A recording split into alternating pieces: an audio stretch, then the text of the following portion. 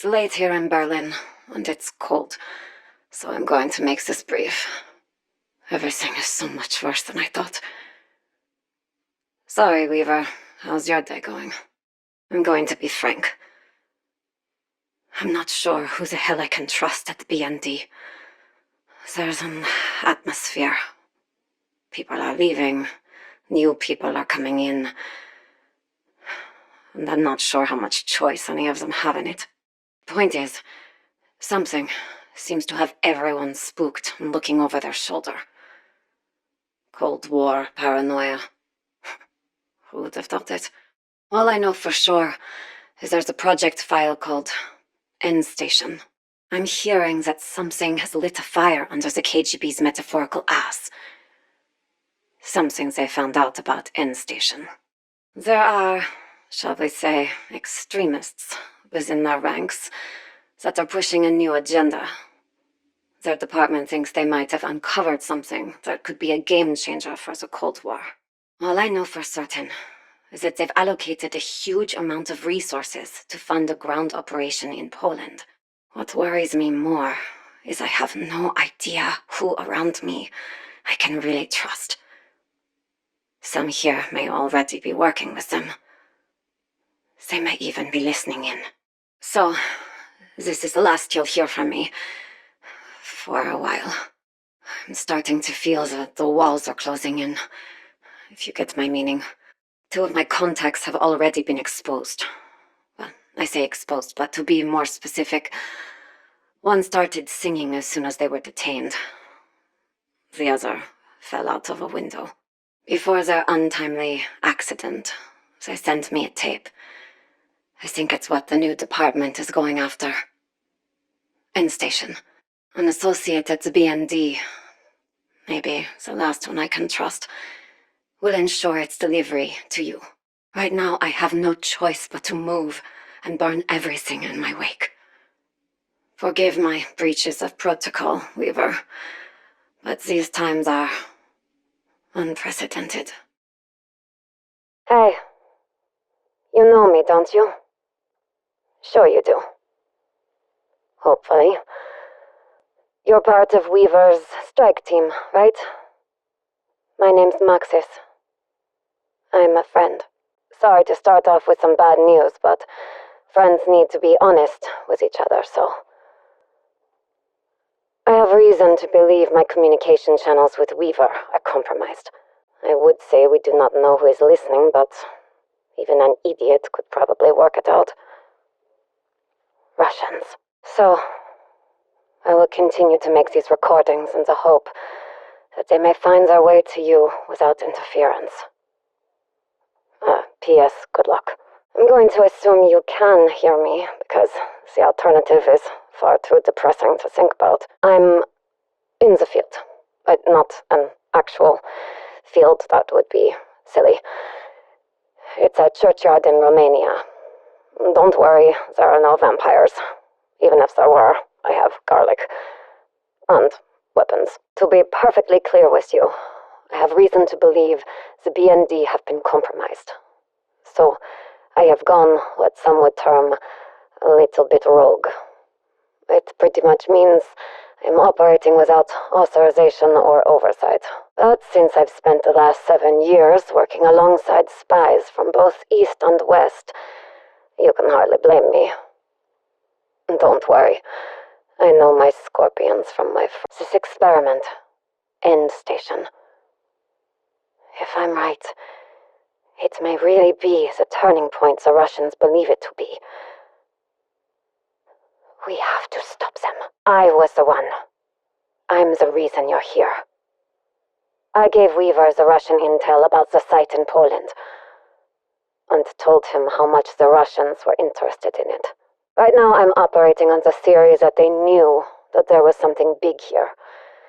An unnatural power that they could perhaps harness and turn upon their enemies. Something no nation could be prepared for. Hate to break it to you, but this event isn't an isolated incident. Russian forces are mobilizing in multiple locations across the world, and right now you're weeks, if not months, behind them. I wasn't sure at first, but now I know who they are. A little-known offshoot of the KGB known as the Omega Group. I'd seen mention of their activities a few times over the years, but I'd never given it much credence. Up until recently. What the fuck is exoscience anyway? So right now, I'm looking at the big bad Russian boogeyman that we know as Omega. And then, on the other side, there's you. A CIA-backed department known as Requiem. You know much about them? Or do you just follow orders? I suspect the latter. And I thank you for your service. This isn't me ragging on your operation. God knows me and Weaver got a history and a whole lot in common. But there's always the question, the worry, of divided loyalties. Weaver's half Russian, I'm German. Who are you fighting in World War II? You sure you know who the enemy is now? This is a new landscape. None of this is what any of us are used to. I'm going to do my part while you do yours. I think there's a lot more to this than we know. I want you to know that I've been in your shoes. And you can trust Weaver. He's a good man to have in your corner. A good boss. Back in the 70s, West Germany was a major investor and supplier to Iran.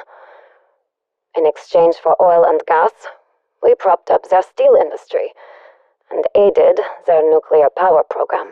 I was there in '79 when the revolution kicked off.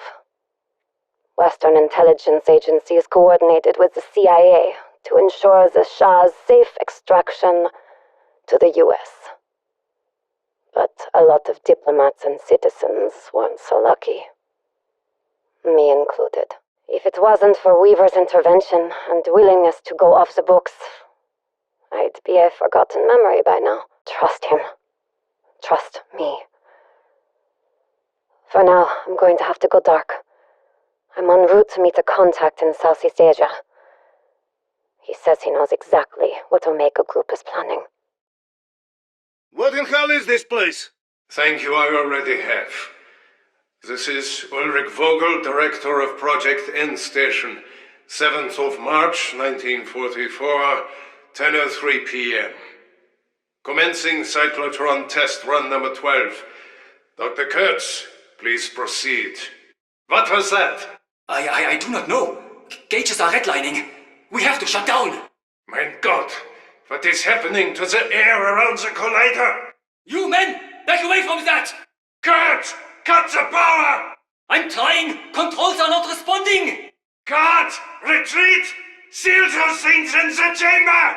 Ulrich Vogel, Director of Project N Station, 12th of March, 1944. 5 days have passed since the accident, and I am starting to see it not as a setback, but a breakthrough. Literally. The cyclotron continues to operate, apparently without an external power source.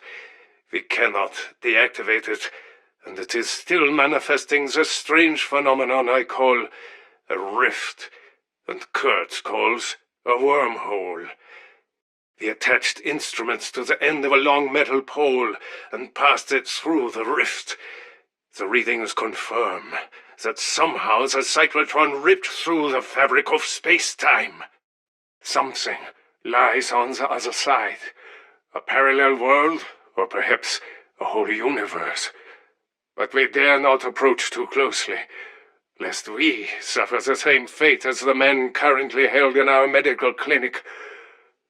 Those men remain in a state best described as living death.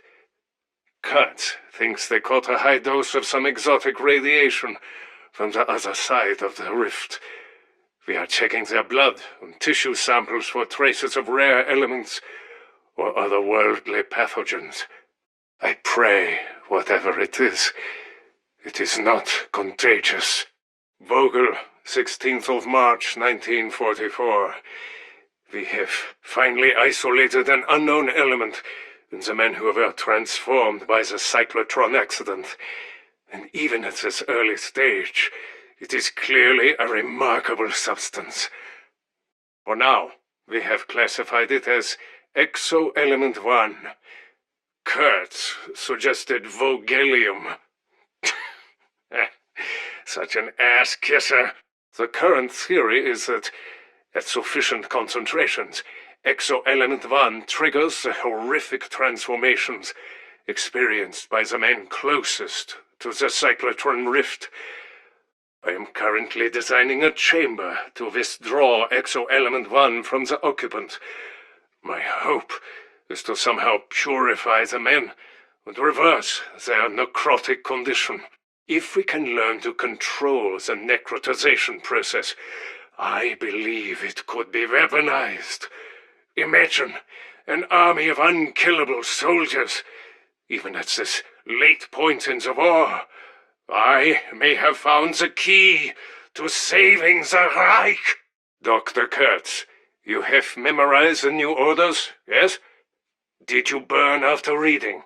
I would not have suggested it if I did not think it achievable. But let us guard against overconfidence. If we do not deliver, they will find someone who can. And I am not about to give up control of this discovery. All we need is to send through a few volunteers to measure the specific relativistic differential. Mind your words, Dr. Kurtz. I would hate for someone to question your commitment. What we do now will ensure the Chancellor's dream of 1,000-year Reich. There must be a record. Strike Team, Weaver here. I understand this has been a lot to take in. Interdimensional breaches all over the world. An infection transforming people into the undead. Not exactly a great 2 weeks for any of us. Requiem had to react quickly. The same day I was personally requested to run field ops. I was ordered to assemble a short list of operatives. That's you guys. Here's what we know. 2 weeks ago, a KGB Spetsnaz unit known as Omega Group came here and reactivated its particle accelerator. Their actions caused the outbreak zones we're now seeing around the world. This place is ground zero. Why they did it and to what end, that's what we're gonna figure out. We lost 2 teams before learning about the site. Make their sacrifices count. Let's get some answers. Oh, one more thing. Don't be surprised if the other division leads contact you, introduce themselves. They're experts in their field, so show some respect and play nice. And yes, I am that Major Carver. Most likely all the stories you've heard are true. But that is in the past. I'm a firm believer in living in the now and preparing for the future. As you may well know, I head up Requiem's Containment and Security Division. It's a post I personally requested. Make no mistake, we are at war. This is chess. And the Soviets' Omega Group, they just moved their queen into position. They're the ones who opened these portals, and you bet your ass it's to get some sort of tactical advantage over us. This is an entirely new dimension we're dealing with. The technology it could potentially offer is unfathomable. We may have nukes, but what if your enemy uses an interdimensional weapon? Something we can't anticipate and counter. This is the new arms race, and we've already fallen behind. Now look, I got nothing against these eggheads and their scientific pursuits. I'm just here to make sure the DoD gets what's rightfully theirs. That includes Strauss and his Ethereum crystals. If we are to regain the advantage over our enemy, we need to act fast and make sure these science types don't keep anything from us. Don't let me down. There are precious few things in the world more valuable than knowledge. And one of those is the ability to know how and when to utilize said knowledge. Do you know who said that? I did not think so. Dr. Vogel, the scientist in charge of Project End Station, said it to me some 40 years ago, when I was employed at this very facility. I know you have your suspicions about me. I hear what your type says about me in the halls.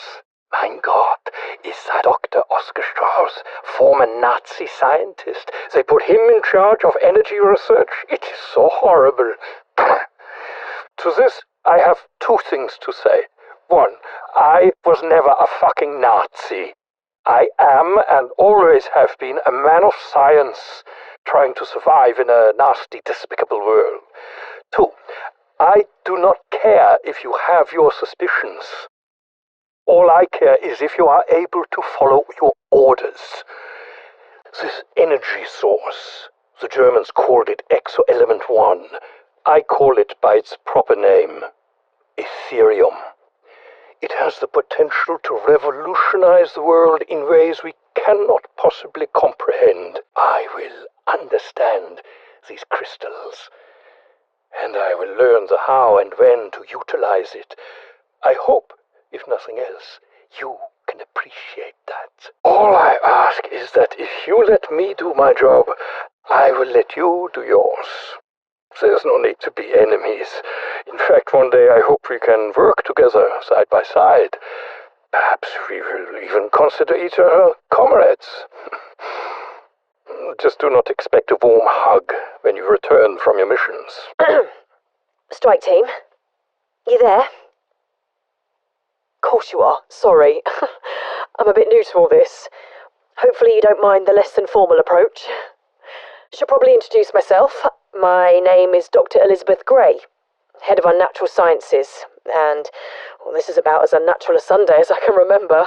I mean, normally about now I'd be sitting in my lab in Bristol having a good natter with Pip and Sam, 2 McCorks I work with, over a nice cup of tea. Then, just bam! This whole thing happens. Next thing I know, I'm drafted by the bloody government to be their representative in this new organisation, Requiem. I mean, how could I pass that up? Sure, the name sounds a bit ominous, but think of the opportunity. The potential discoveries that await us in this new reality. There's a chance that I could end up changing the world. Yes, I know it seems like the proverbial dimension of death has opened right in our back garden, but there's real life to it. And that's including the infected undead. The untapped potential of this discovery, this Ethereum, it could provide us with the tools to grow, evolve even, as a people and a society. Imagine that. No more war. Or at the very least, less war. Put you out of a job though, wouldn't it? No offence, of course. What in hell is this place? Okay, I am rolling. Looks abandoned. Enemy horde? They mean us, Dmitriev. Whatever is down here, Geiger counter does not approve. Kalashnik. Have you ever seen such machinery? Only in nightmares, Dmitriev. You there! By the big machine! Surrender! I said surrender! Vadim, get this on camera! Здравствуйте. My name is Pavel Lazarev. I was sent to contain this mess, and you're going to help me. Comrade, state your name. Kasimir Sikov, Starshina, 1st Guards Tank Army. I am mechanic. I was told despite your limited education, you understand German equipment. Well, I scavenge parts from panzer tanks to keep our T-34s running. How can I be of service, Comrade Lazarev? There is a machine I need you to deactivate. It is called a cyclotron. It leaks strange radiation. You have seen what it does to men. Da, Colonel. What if same thing happens to me? You will not fail, Zykov. You may not survive, but you will not fail. Understood? Da. Congratulations, товарищ! You're going to be a hero of the Soviet Union. My dearest Raisa. It is me, your Casimir. I am sorry to break my promise, but I will not be coming home to you. I have orders to turn off a German machine. Diesel engines, I understand. Radios I can fix, but this... The things down here try to kill me. Perhaps they already have. But not before I finish my mission. I cut all the power, but still the machine ran. And I swear, sometimes I hear it call my name. I am going to try one more thing. If the dead will let me. I have tools, but not many bullets. that swallows girl who ordered me down here. I do not do this for him. I do this for the world. For Mother Russia. I do this for you, Raisa. My love for you will never die.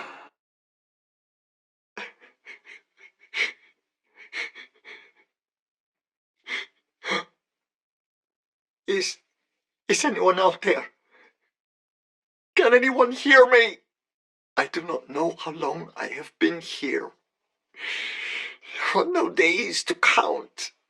Only an endless twilight. Like a dream that keeps shifting whenever I try to focus on it. There are some strangely beautiful sights here. Great glowing gems, luminous creatures that float on the mist. But beauty means little when you are always being hunted. I should never have gone near that shimmering light. I should never have touched it. I thought it was a sign from God, but there is no God here. There is no God. In the name of the Father, and the Son, and the Holy Spirit. Lord, it is me, Mariska. I do not know if my words reach you anymore. I do not know if you care at all about the damned, for that is surely what I am. Damned. And I just want to know. Why, Lord? What did I do to end up here? It is not the hell I expected, no lake of fire, only a cold, perpetual half-light that somehow seems even worse. Dead men wander this land, feasting on the living, if you can call it living.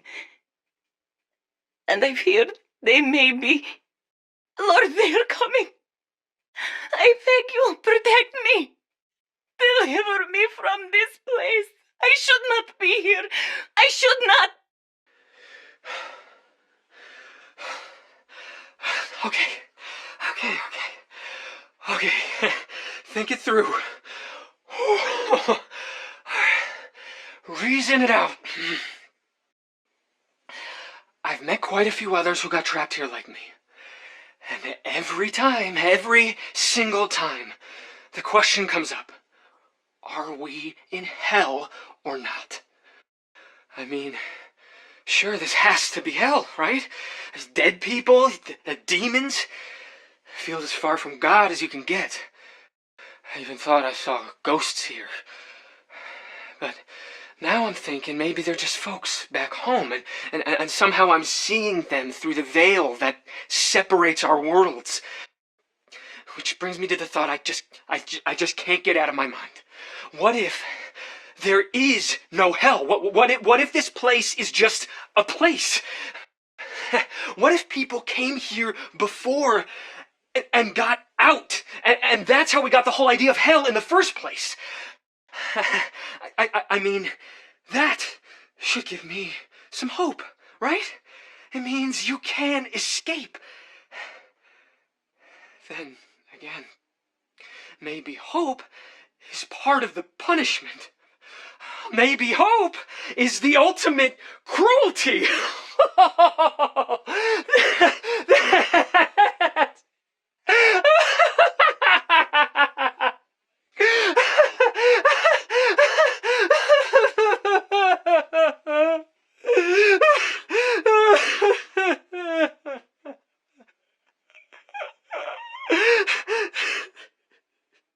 You see, I'm an historian.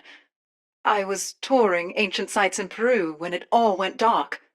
Suddenly, I'm in this jigsaw landscape.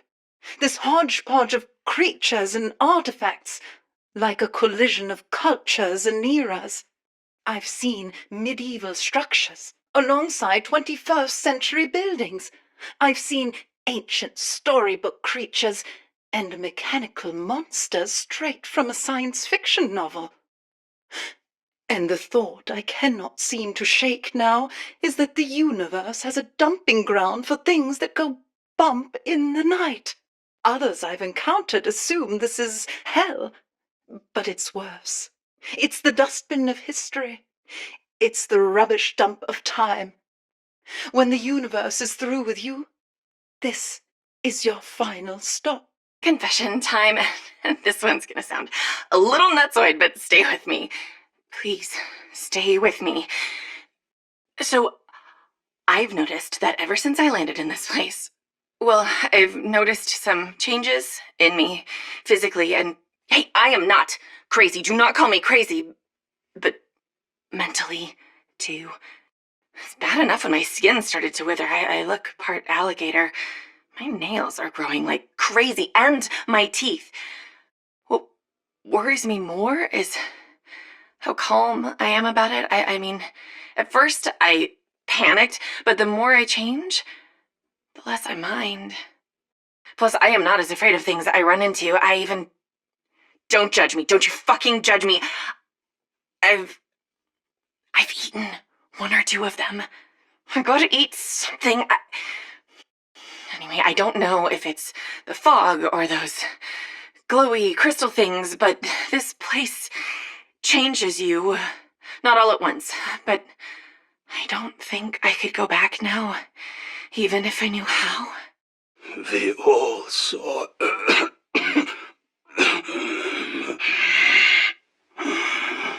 We thought this mission would be quick. The plan came straight from the top.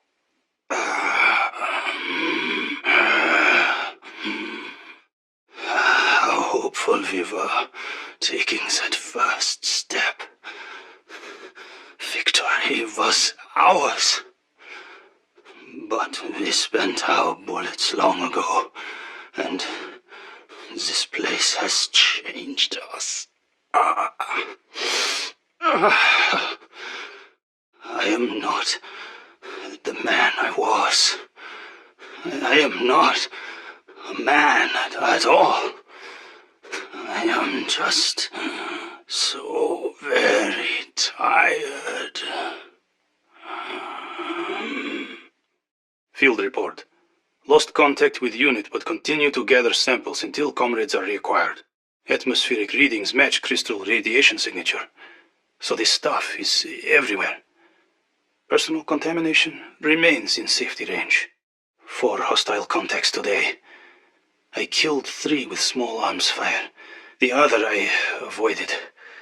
May attempt engaging after I find my squad. There is much to explore here. Stand by for additional reports.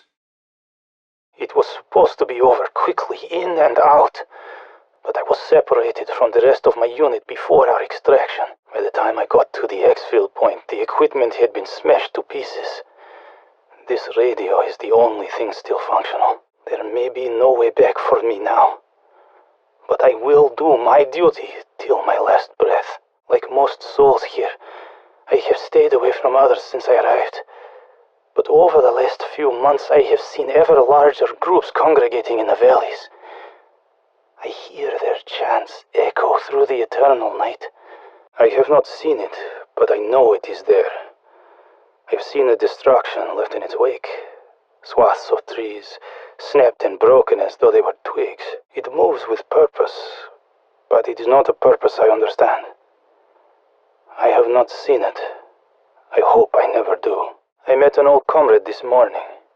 His unit were among the first of our soldiers to pass through to this world. I fear he has lost his mind, as he mostly rambled incoherently, speaking words I could not understand. From the little I could make out, he claims to have been here for many months. This is not possible. He deployed only 1 week before I did. I have heard its guttural roar echo through the forests like a wounded animal screaming out in pain. I fear they are becoming an army.